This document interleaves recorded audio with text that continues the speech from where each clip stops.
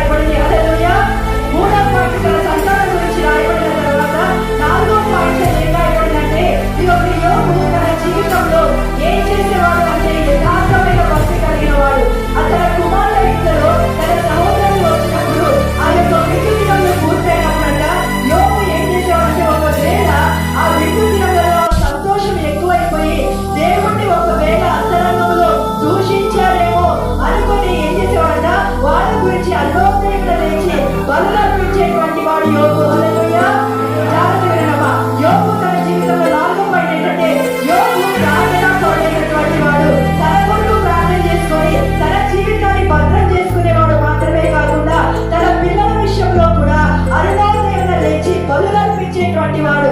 ఈ రోజు క్రైస్తవులుగా మనం ఏం చేయాలంటే మన నిమిత్తం మనం ప్రార్థన చేసుకోవడం మాత్రమే కాదు, కానీ మన జీవితము పాపంలో కలిసిపోకుండా, మన పిల్లలు పాపంలో కలిసిపోకుండా, మనకి చెందినటువంటి వారు సంఘ బిడ్డలైనటువంటి వారు పాపంలో కలిసిపోకుండా అనుభవంగా లేచి వారి నిమిత్తము ప్రార్థించే వారిగా ఉండాలి. హల్లెలూయా. ఆ తర్వాత 5వ పాయింట్గా మనం చూస్తే మొదటి అధ్యాయంలో ఇక్కడ అపవాది ఆ భూమి మీద అటు ఇటు తిరుగుతున్నప్పుడు యెహోవా సన్నిధికి వెళ్ళినప్పుడు ఆ దేవాది దేవుడు అడుగుతున్నాడు, అపవాది ఎక్కడి నుంచి వస్తున్నావు అంటే భూమి మీద అటు ఇటు తిరుగుతూ వచ్చాడని చెప్పంటే, భూమి మీద నా సేవకుడైన యోబుని గురించి నువ్వు ఆలోచన చేశావా? హల్లెలూయా. చూడండి, దేవాది దేవుడు తన యొక్క సేవకుడు గురించి ఎంత అతిశయపడుతున్నాడు, తన సేవకుడు గురించి ఎంత సంతోషపడుతున్నాడు. నా సేవకుడైన యోబు గురించి నువ్వు ఆలోచించావా? అతను యథార్థవంతుడు, న్యాయవంతుడు, యెహోవాయందు భయభక్తులు కలిగి చెడుతనాన్ని విసర్జించిన వాడు, అతని వంటి వాడు ఎవరు కూడా భూమి మీద లేడు అనే సాక్ష్యం ఎవరు ఇస్తున్నారంట? దేవాది దేవుడు నోటి ద్వారా పలకబడుతున్నటువంటి ఒక అద్భుతమైనటువంటి సాక్ష్యాన్ని మనము అక్కడ 6వ పాయింట్లో మనం చూస్తున్నాం బిడ్డ. అప్పుడు అపవాది ఏమంటాడంటే, ఊరకే నీ యందు భయభక్తులు కలిగిన వాడయ్యాడా? నువ్వు యొక్క యోబుకి ఏం చేస్తున్నావు అంటే, యోబుకి నువ్వు కంచెలు అతనికి, అతని ఇంటి వారికి, అతని కలిగిన సమస్తానికి నువ్వు కంచెలు వేసావు. అతని చేతుల పనులు నువ్వు ఆశీర్వదించుట చేత అతను ఏమైందంట, అతని ఆస్తి విస్తరించుచూ ఉండేది. హల్లెలూయా.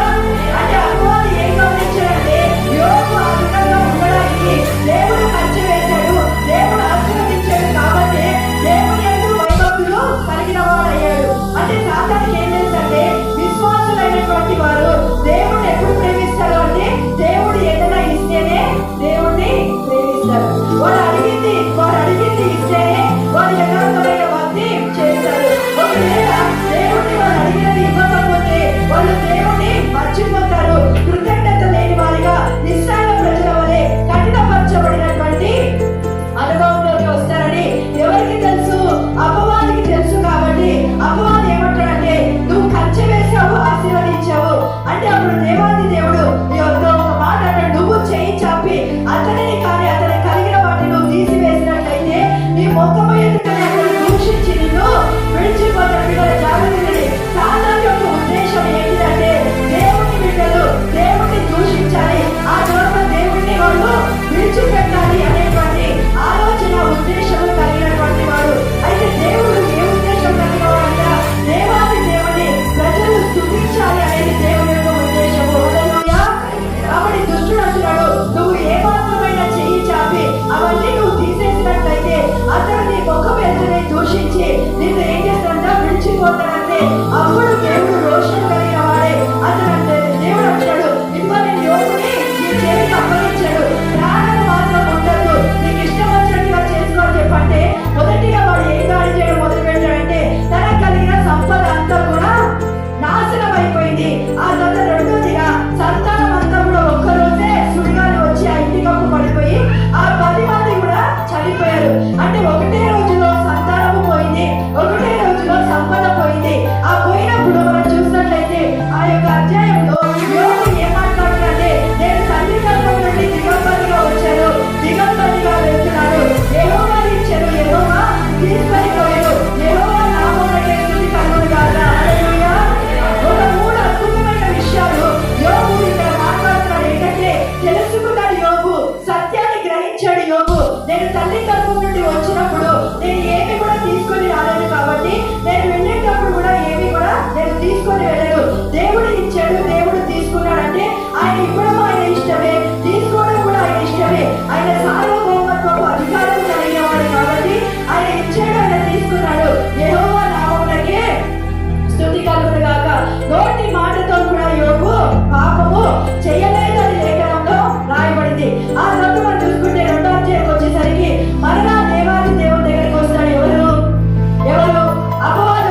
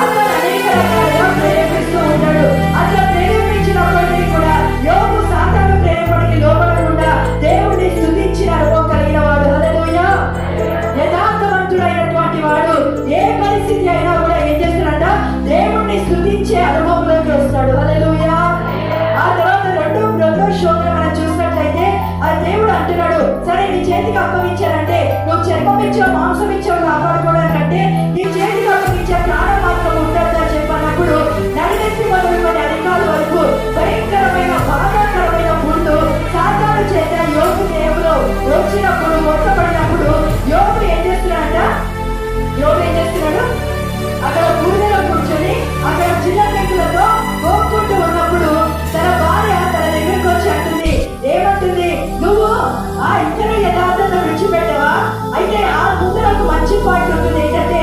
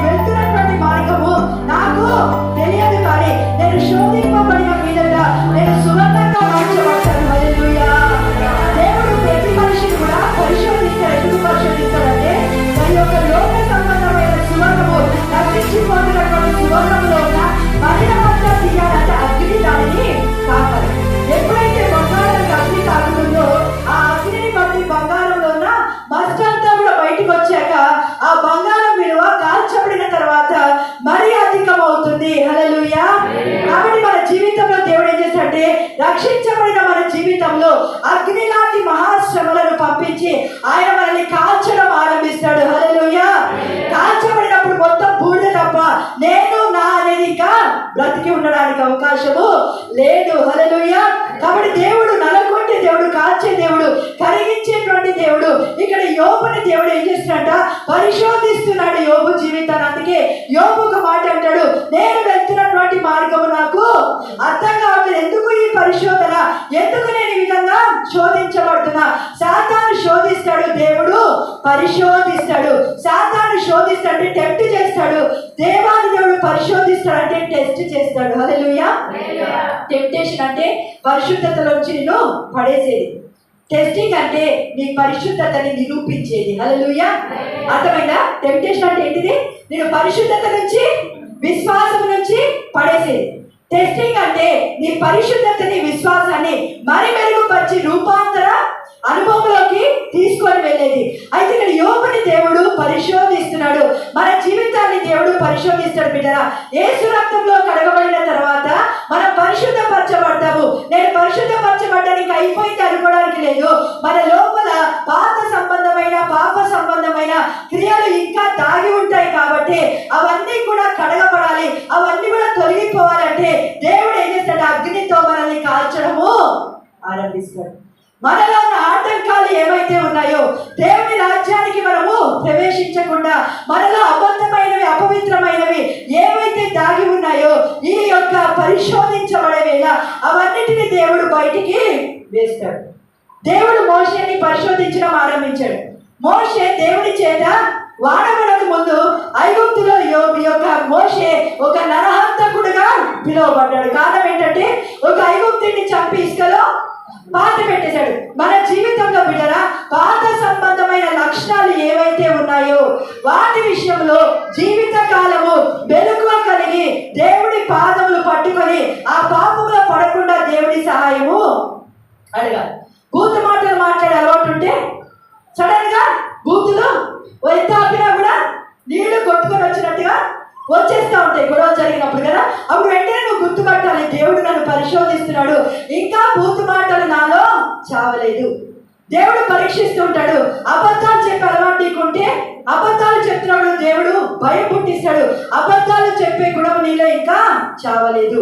మోసము చేసే గుణం ఉంటే యాకోబులాగా దేవుడు దాన్ని బయటికి వేసినప్పుడు నీ లోపల మోసము చేసే గుణం ఉన్నది, దానిని తొలగించుకోవాలని పరిశోధన ద్వారా దేవుడు దానిని బయటికి వేస్తాడంటే ఎగ్జామ్ పెట్టిన తర్వాత రిజల్ట్స్ వచ్చినప్పుడు ఎంత చదివావో ఆ రిజల్ట్ ఎట్లాగా తేల్చి పడేస్తుందో నీ జీవితంలో, అట్లాగే దేవుడు పరిశోధించినప్పుడు నీ రిజల్ట్ భక్తి ఏంటిదో, యథార్థత ఎంత స్థాయిలో ఉందో, విశ్వాసం ఎంత స్థాయిలో ఉందో, పరిశుద్ధత ఎంత స్థాయిలో ఉందో, తగ్గింపు ఎంత స్థాయిలో ఉందో దేవుడు దానిని పరిశోధన ద్వారా ఏం చేస్తాడంట? బయటికి వేస్తాడు. బయటికి వేసినప్పుడు మనం ఒప్పుకొని పశ్చాత్తాపడాలి. మోషే ఏం చేయాలా? ప్రభా, నాకు కోపము కట్టలు తెచ్చుకుంటుంది ప్రభా, కాబట్టి నువ్వు నాకు ఏమి ఇవ్వాలా? తన కొరకు తను ప్రార్థన చేసుకోవాలి. ఎప్పుడు కూడా వచ్చేసి తెలుసుకోండి, మీ కొరకు మీరు ముందుగా ప్రార్థించి కంచె వేసుకున్నాక వేరే వాళ్ళ కొరకు ప్రార్థన చేయండి. మీరు కంచె వేసుకోకుండా వేరే వాళ్ళ కొరకు ప్రార్థన చేసి సాతాను మిమ్మల్ని పట్టుకునే ప్రయత్నం చేస్తాడు. మోషే ఏం చేయాలంటే ఫస్ట్ తన కొరకు సాగిల పడ్డ తర్వాత ఇశ్రాయేలు కొరకు సాగిల పడాలి. కానీ మోషే ఎప్పుడు ఎవరి కొరకు సాగిల పడ్డాడు? ఇశ్రాయేలు కొరకే సాగిల పడ్డాడు. కాబట్టి తనలో ఉన్న పాత లక్షణం ఏంటిది? కోపం అనే పాత లక్షణం గురించి ఈ మోషే మెలకువగా లేడు. కాబట్టి ఒక సమయానికి వాడు మోషేని విసిగించినప్పుడు మోషే ఏమన్నాడు? ద్రోహులారా, మేము మీకు బండలో నుండి నీళ్లు రప్పించవలన అని బండను దేవుడు మాట్లాడమంటే 2 సార్లు కొట్టేసరికి యెహోవాకి కోపం వచ్చి, చాలు మోషే, ఇంకా నువ్వు పాలు తేనెలు ప్రవహించే దేశానికి వీళ్ళని తీసుకొని ఒక్క కోపము విషయంలో మెలకువ కలిగి ప్రార్థన చేసుకొని కారణాన్ని బట్టి ఏమైపోయింది? తన జీవితంలో ఆ కోపము తన చరిత్రకు తాళము వేసేసింది. మోషే దేవుని చేత ఏర్పరచబడింది ఐగుప్తులో నుంచి బయటికి తీసుకురావడానికి, అక్కడి నుంచి పాలు తేనెలు ప్రవహించే దేశానికి ఇశ్రాయేలును తీసుకెళ్ళడానికి మోషే పిలుపు. కానీ మోషే కోపము తన పిలుపుని ఏం చేసిందంట? ఆపేసింది. పిలుపు విషయంలో ఎంత జాగ్రత్తగా ఉండాలి. దేవుడు కృపను అనుగ్రహించినప్పుడు ఎంత జాగ్రత్తగా ఉండాలి. ఆ మెలకువలేని కారణం తను సాగిల పడినటువంటి ఆ కారణాన్ని బట్టి ఏమైపోయాడంట, ఎవరి కొరకు మొదలుపెట్టాడో వారి మీదనే వ్యతిరేకంగా మాట్లాడేసరికి దేవుడికి చాలా కోపం వచ్చింది. అందుకే మన జీవితంలో దేవుడు ఏం కోరుతున్నాడంటే పాత లక్షణాల విషయంలో మెలకు కలిగి ఒకప్పుడు తాగుడుంటే ప్రభా నాకు తాగుడుంది, నన్ను సహాయం చేయి, మళ్ళీ నేను బతుకు కాలము తాగుడు జోలికి వెళ్లకుండా నాకు సహాయం చేయమని ప్రార్థన చేయాలి. ఇక్కడ మనం ఆలోచన చేస్తే ఈ పరిశోధించబడుతున్న వేళ యోబు జీవితంలో అంటున్నాడు, నేను పరిశోధించబడుతున్న సువర్ణముగా. అంటే తను ఏం తెలుసుకున్నాడంటే నా జీవితంలో ఏదో కొరత ఉంది, నా జీవితంలో ఏదో కొదవ ఉంది, దేవుడు దానిని పరిశోధిస్తున్నాడు. హల్లెలూయా. యోబు తనను తాను చూసుకున్నప్పుడు నేను పర్ఫెక్ట్ అనిపిస్తుంది. మన జీవితాన్ని మనం అర్థంగా చూసుకుంటే ఏమనుకుంటాం మనము, నేను పర్ఫెక్ట్, మాటలో చూపులో క్రియలో నేను పర్ఫెక్ట్. ఎదుటి వాళ్ళు చెప్పాలి నువ్వు పర్ఫెక్ట్ అవును కాదు, దేవుడు చెప్పాలి నువ్వు పర్ఫెక్ట్ అవును కాదు, నీ సేవకుడు చెప్పాలి నువ్వు పర్ఫెక్ట్ అవును కాదు. మనల్ని మనం ఎప్పుడు సొంత డబ్బా కొట్టుకుంటూనే ఉంటాం కదా. అయితే ఇక్కడ మనం చూస్తే మన గురించి దేవుడు సాక్ష్యము పలికే జీవితము మనము కలిగి ఉండాలి. యోబు అనుకున్నాడు, ఏదో నేను దేవుని చేత పరిశోధించబడుతున్నా, నాకు నేను చూసుకుంటే నేను పర్ఫెక్ట్ అనిపిస్తుంది, కానీ నాలో ఏదో ఇంపర్ఫెక్షన్ అనేది ఉన్నది. బంగారంలో మలినం ఉన్నట్టుగా నాలో ఇంకా ఏదో ఉన్నట్టు, అందుకే దేవుడు నన్ను పరిశోధిస్తున్నాడు అని యోబు ప్రవచనాత్మకంగా ఈ మాట మాట్లాడుతున్నాడు. హల్లెలూయా, హల్లెలూయా. ఆ తర్వాత యోబు 32వ అధ్యాయము 1వ వచనంలో మనం చూసుకున్నట్లయితే యోబు అంట తన దృష్టిలో తానే దేవుని కంటే నీతిమంతుడైనట్టుగా తన గురించి తను మాట్లాడుకుంటున్న మాట ఎలీహు గమనించాడు. గమనించి ఎలీహుకి చాలా కోపం వచ్చింది. ఈ యొక్క యోబు దేవుడి కంటే ఎక్కువగా నీతిమంతుడిగా తనను తాను కనపరుచుకుంటున్నాడు.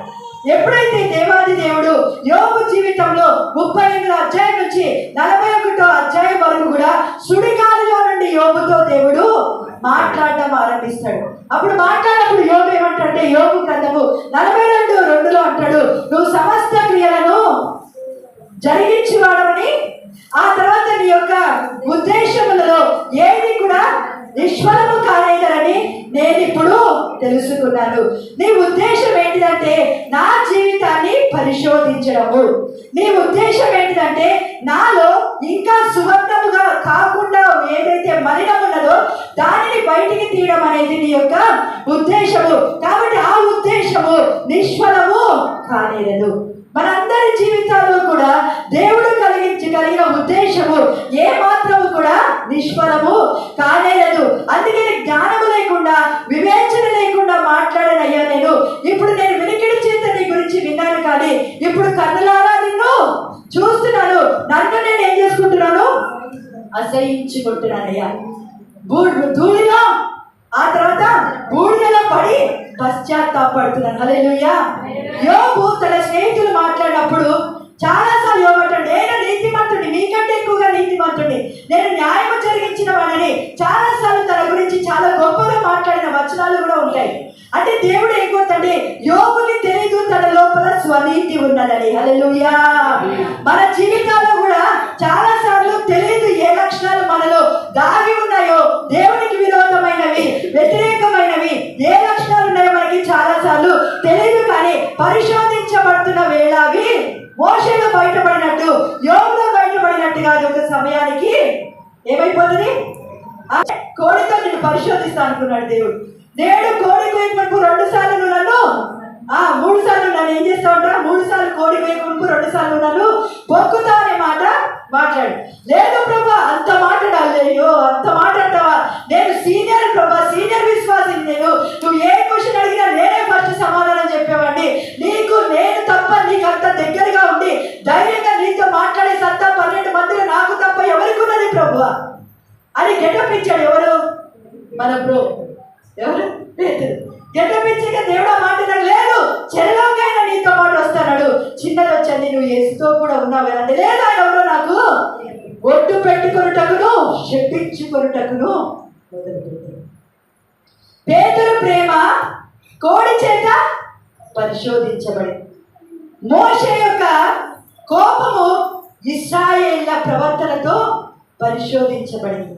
యోబు యొక్క నీతి తన మాటలలో, స్నేహితుల ద్వారా మాటలలో పరిశోధించబడింది. ఈరోజు మన జీవితాల్లో కూడా పరిశోధిస్తాడు. ఒకసారి దేవుడు నాతో మాట్లాడి, నాకు కూడా చాలా మస్తు కోపం, నాకు ముక్కు మీద కోపం అంటారు కదా, అంత కోపం, ఏది ఓర్చుకోలేను. కానీ దేవుడు ఏం చేశాడంటే సేవకు పిలిచి కాల్చడం మొదలుపెట్టాడు. నా వ్యక్తిత్వం ఏంటంటే ఎవరైనా నన్ను ఒక మాట అంటే ఓకే ఉస్కా బాబు, ఒకటి అన్నాను, 2 మాటలు నన్ను బూతులు కాదు, 2 మాటలు నేను అనాల్సిందే. నేను సత్యం ఉంటే నన్ను ఎందుకు అనాలి? ఇంట్లో అయినా బయట అయినా ఖచ్చితంగా నేను ఏదో ఒకటి అనాల్సిందే, రివెంజ్ తీసుకోవాల్సిందే వాళ్ళ మీద. కానీ దేవుడు సేవకు వచ్చిన తర్వాత నలగొట్టడం ఆరంభించాడు. దేవుడు మనిషిని ఎట్లా ప్రేమించాలో ఆరంభించాడు. దేవుడు నేను అన్నాను, ప్రభా నాకు చేత కాదు ప్రభా, కాపరి పని ఎందుకు అప్పగించావయ్యా? కాపరి పని చాలా పెద్ద పని. ఎప్పుడు గొర్రెలు వెనకకి తిరుగుతాయో తెలీదు, ఎప్పుడు తప్పిపోతాయో తెలీదు, ఎప్పుడు తిడతారో తెలీదు, ఎప్పుడు ప్రేమిస్తారో తెలీదు, ఎప్పుడు మంచి ప్రచారం చేస్తారో తెలీదు, ఎప్పుడు చెడ్డ ప్రచారం చేస్తారో తెలీదు. ఇంత పెద్ద పని నాకు ఎందుకయ్యా? నాకు వద్దు ఈ పని అంటే కూడా దేవుడు అన్నాడు, నేను కాపరిగా నేను నియమిస్తున్నా. ఎందుకు? నాలో ఉన్నటువంటి ఆ పాప నాటి వ్యక్తిత్వం కాల్చబడాలంటే దేవుడు ఏం చేశాడు? దేవుని పని లోపల దించాడు. దించిన తర్వాత ఏం చేశాడు? నేను చాలాసార్లు ఏడ్చిన దేవుడు, ప్రభువా నేను ఈ మనిషిని ఇంత ప్రేమిస్తే నా గురించి చెడ్డ ప్రచారం చేస్తున్నాడు ప్రభా, ఇంత ప్రేమిస్తే ప్రేమకి తగినట్టుగా వీళ్ళు ప్రవర్తించట్లేదు అని ఏడిస్తే ప్రభు అన్నాడు, వాళ్ళు నీకు ఒక క్వశ్చన్ పేపర్ లాగా. హల్లెలూయా. బాబు క్వశ్చన్ పేపర్ మనకి గొర్రెలన్నీ కూడా. కాబట్టి ఏంటంటే ఆ క్వశ్చన్ పేపర్ ఏం చేస్తాడంటే ఒకటి నడిపిస్తాడు, వాడు విసిగించేవాడి ఉంటాడు. అప్పుడు ఏమైపోతుందంటే మనకి మోషనాలు కోపం వచ్చి కాని మాట మాట్లాడేస్తాం. అంతగా విసిగించే వాడిని మన దగ్గర పంపిస్తాడు. ఎందుకు? మన దేవుడి ఏమంటారు, ప్రభువా నీ వల్లే నాకు దీర్ఘశాంతం. ఇప్పుడు ఎట్లా వస్తుంది? మూట పడుతుందా? విసిగించే వాడితో దీర్ఘశాంతం వస్తుంది. ప్రభువా నీలాగా ప్రాణము పెట్టేంత ప్రేమ చూపించడానికి సాయం అంటే నీ ప్రాణం తీసేవాడు వస్తాడు దేవుడికి. వాడు ఏం చేయాలి? ప్రాణం కంటే ఎక్కువగా ప్రేమించాలి. దేవా నాకు తగ్గింపు ఇవ్వు ప్రభా, నేల మట్టుకు నువ్వు సిల్వర్ ఎట్లా తగ్గించుకున్నావు అంత తగ్గింపు ఇవ్వు ప్రభా అంటే నీ దగ్గరకు ఒకరిని తీసుకొస్తాడు. వాడు నేను ఎంత చిరాకు చేస్తాడంటే నీ తగ్గింపు ఇవ్వగానే నువ్వు గర్విష్ఠులుగా మారుతావు. అంత తీసుకొస్తాడు. అంటే మనము దేవుని ఆత్మ సంబంధమైన లక్షణాలు మనము సంతరించుకోవాలంటే దేవుడు ఏం చేస్తాడంట? మనుషులను మన దగ్గరికి పంపిస్తాడు.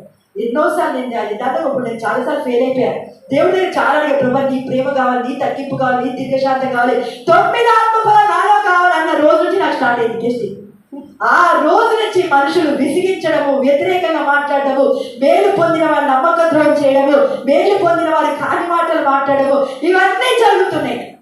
ఒకరోజు నేను బాగా ఏడుస్తున్నా, ప్రభువా నన్ను పల్లెత్తు మాట నా ఇంట్లో అనేవాడు కాదు, గారమ్మగా నన్ను పెంచారు, నీ సేవకు వచ్చాక ఇవే బూతు మాటలయ్యా, నా చెవులు గిగ్గురు మాట్లాయి, వాళ్ళ రక్షణ కొరకు నేను నిలబడితే వాళ్ళ కుటుంబీకు నన్ను తిట్టడం ఏంటి నాయన?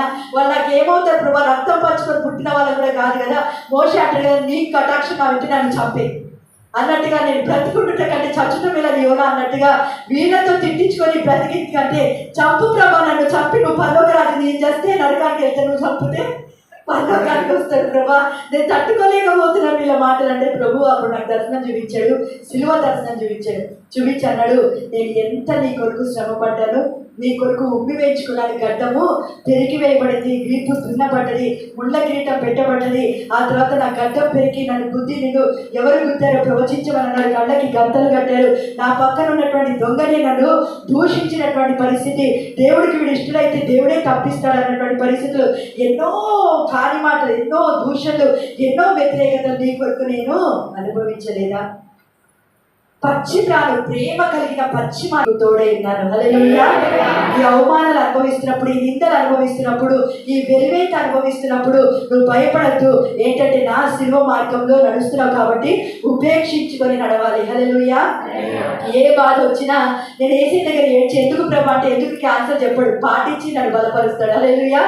ఒకసారి ఒక కుటుంబం చాలా మేలు పొందిన తర్వాత, ఉన్నత స్థితిలో దీవించబడ్డ తర్వాత ఒక చిన్న కత్తింపుకి చాలా ఇష్టం వచ్చినట్టుగా మాట్లాడారు. వాళ్ళ గురించి ఎంత ఆలోచించారంటే, యేసుబాబు ఆ తర్వాత దేవరా మీ గురించి ఆలోచించి బీపీ షుగర్ తెచ్చుకున్నంత బాగా ఆలోచించారు, నాకేమైపోతుందో అన్నంత, అంటే చాలా ప్రేమించారు, వాళ్ళు చాలా ప్రేమించారు. అట్లాగా నేను సొంత కంటే ఎక్కువగా ప్రేమించానని చెప్పాలి. అంత ప్రేమించాక అంత మాటలు మాట్లాడితే తట్టుకోలేకపోయారు. దినము నిద్ర పట్టట్లే, రాత్రి నిద్ర పట్టట్లే, వాళ్ళ గురించిన ఆలోచనే, ఎందుకు ప్రభా అనే ఆలోచన వస్తుంటే అప్పుడు దేవుడు అన్నాడు, నేను ఉపేక్షించుకున్నాను కదా, నువ్వు కూడా ఉపేక్షించుకో.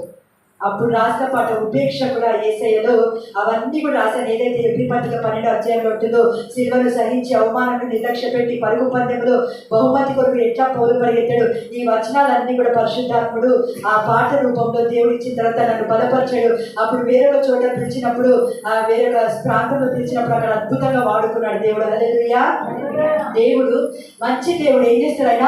తన సేవకుల్ని ఎప్పుడు కూడా బలపరుస్తూ ధైర్యపరుస్తుంటాడు. యోబు పరిశోధించబడ్డప్పుడు యోబు తెలుసుకున్నాడు, అయ్యో నా అంతరంగంలో ఏముంది, దేవుని కంటే ఎక్కువగా నేను నీతిమంతుడిగా అనుకున్నాను, స్వనీతి మురికి గుడ్డ నా లోపల ఉన్నదే అని తెలుసుకొని పశ్చాత్తాపడ్డ తర్వాత యెహోవా దేవుడు ఒక మాట అంటాడు. ఏంటంటే ఈ స్నేహితులతో అంటున్నాడు, మీరు యుక్తమైన మాట యోబు పలికినట్టు పలకలేదు కాబట్టి మీరు యోబు దగ్గరికి వెళ్ళండి, యోబు 7 గొర్రెలు తీసుకొని మీ పక్షంగా బలులు అర్పించినప్పుడు నేను వారిని బట్టి నేను యోబుని అంగీకరిస్తాను. హల్లెలూయా. యోబుతో చెప్తున్నాడు దేవుడు, ఏం చేయాలి, నువ్వు నిన్ను బాధ పెట్టిన వాడు ఒక చోట అంటాడు, మీరు బాధకే కర్తలు కానీ ఆదరణకు కర్తలు కదంటే, అంత బాధ పెట్టాడు ఎవరిని? యోబుని. మనకి చాలాసార్లు మనం బాధ పెట్టిన వాళ్ళని క్షమిస్తామా? మళ్ళీ బాధ పెట్టిన వాళ్ళు దీవించు ప్రభా అని అనగలుగుతామా? దర్శించు ప్రభా, బాగు చేయి, కాలు ఎరగొట్టు ప్రభా, వాడికి అనుభవం పుట్టించు ప్రభా, దేవా వాడు ఏడవాలి ప్రభా, నా కాళ్ళు పట్టుకోవాలి ప్రభా, వాడు తెలుసుకోవాలి ప్రభా వాడు తప్పేంటిదో, మళ్ళీ ఇంకొకసారి నన్ను కానీ సంఘాన్ని కానీ వ్యతిరేకంగా ఏం మాట్లాడుతూ ప్రభా అని మనం ఎన్ని మాటలు మాట్లాడతాం కదా. కానీ యోబు ఏం చేశాడంటే, అంతగా బాధ పెట్టినటువంటి వారి గురించి యోబు ఏం చేశాడంట, వాళ్ళ కొరకు ప్రార్థన చేశాడంట. హల్లెలూయా. ఈ మాదిరి కలిగి ఉన్న యథార్థవంతులు ఏం చేస్తారు? నిరీక్షణ కోల్పోరు. యథార్థవంతులు ఏం చేస్తారంటే, తమను బాధ పెట్టిన వారి కొరకు బాధను మరిచి బలులు అర్పిస్తారు. హల్లెలూయా. అట్లాగే ఎప్పుడైతే అలా బలులు అర్పించాడో యోబు అంట పోగొట్టుకున్న క్షేమస్థితి యోబుకి 2 దేవుడు అనుగ్రహించాడు. మొదట ఉన్న ఆశీర్వాదం కంటే 2 ఆశీర్వాదంలో యోబు తన జీవితంలో పొందుకున్నాడు. హల్లెలూయా. ఎంతమందికి 2 ఆశీర్వాదం కావాలి? ఎత్తడానికి కూడా భయపడతారు. ఆశీర్వాదం కావాలంటే ఏం చేయాలి?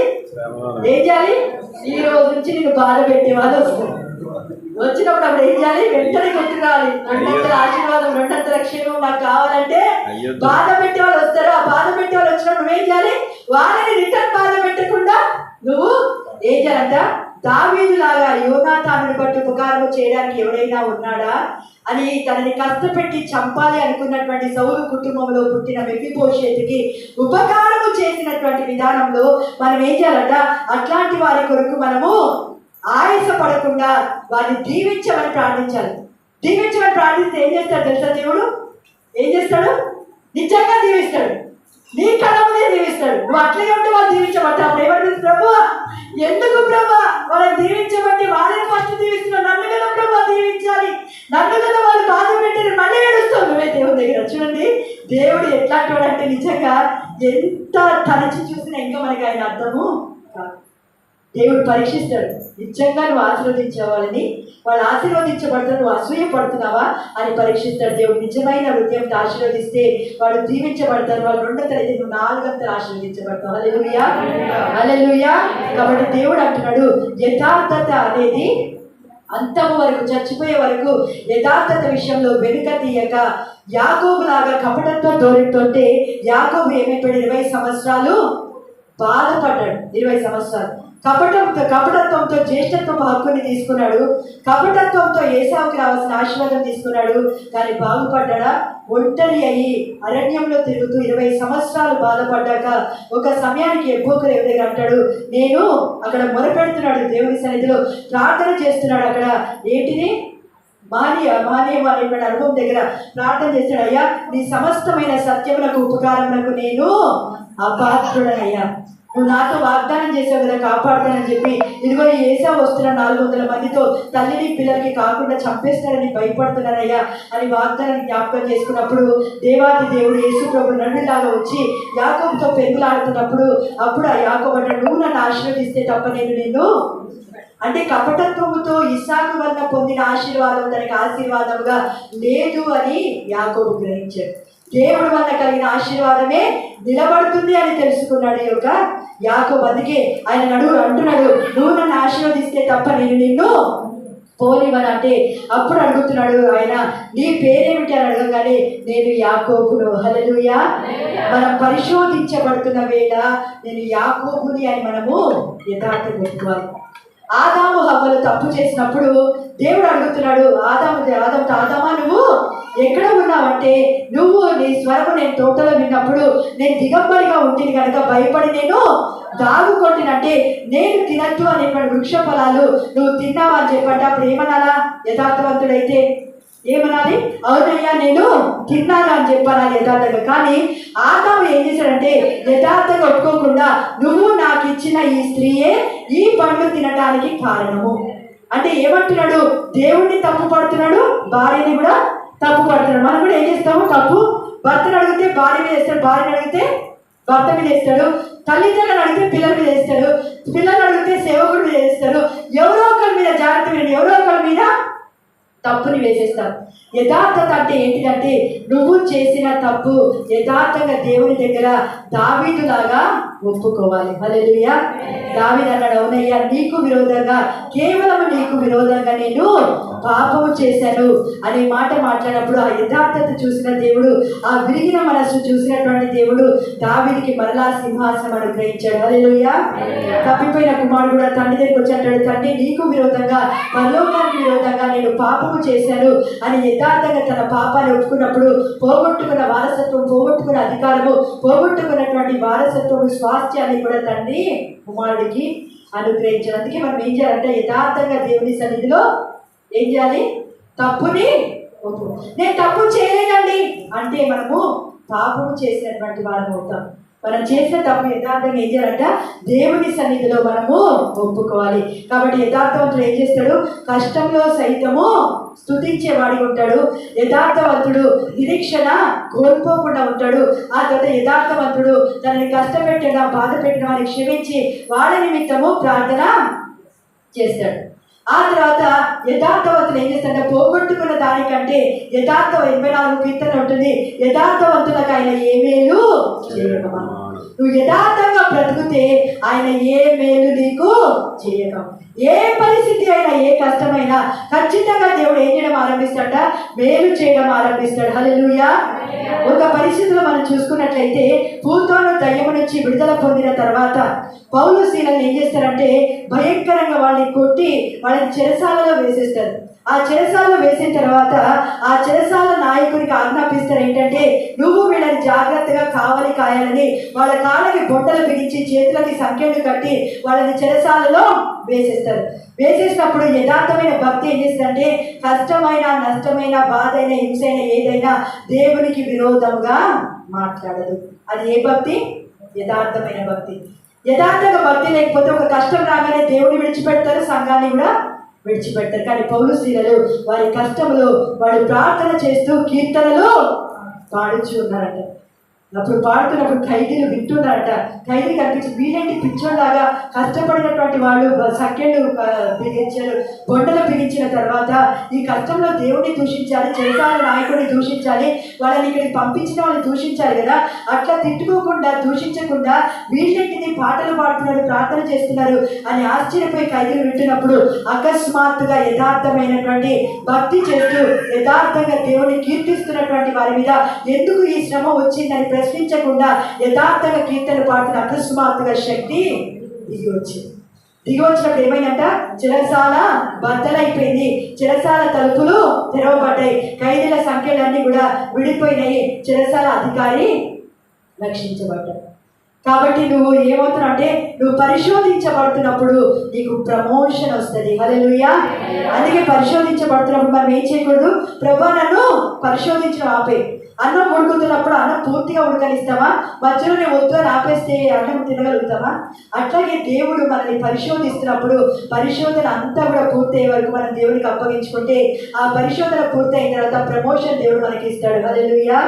అందుకే దేవుడి రాత్రి కోరుతున్నాడు, యథార్థమైనటువంటి భక్తి చేసేవాళ్ళు ఏ పరిస్థితి అయినా అంతము వరకు విడిచిపెట్టరు. బిడ్డరా, లోకంలో అనేక రకాల హింసలు జరుగుతున్నాయి.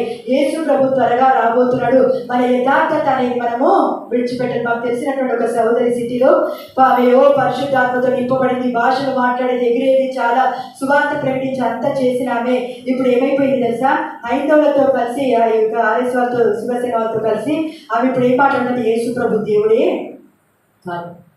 ఎంత దిగజారించండి. యథార్థమైన భక్తి కోల్పోతున్నటువంటి దినాలు, విశ్వాసం అణగారిపోతున్న దినాల్లో మనం ఉంటున్నాం. కాబట్టి దేవుడు మన నుంచి కోరుతున్నటువంటి మాట ఏంటంటే, నీ యథార్థత ఏ పరిస్థితి అయినా కూడా యథార్థత విడిచిపెట్టద్దు. హల్లెలూయా.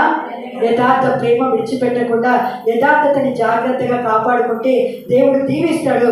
దేవుడి వాక్యం దీవించి ఫలింపచేయునుగాక. ఆమేన్. అందరం కూడా కళ్ళు మూసుకుందాం.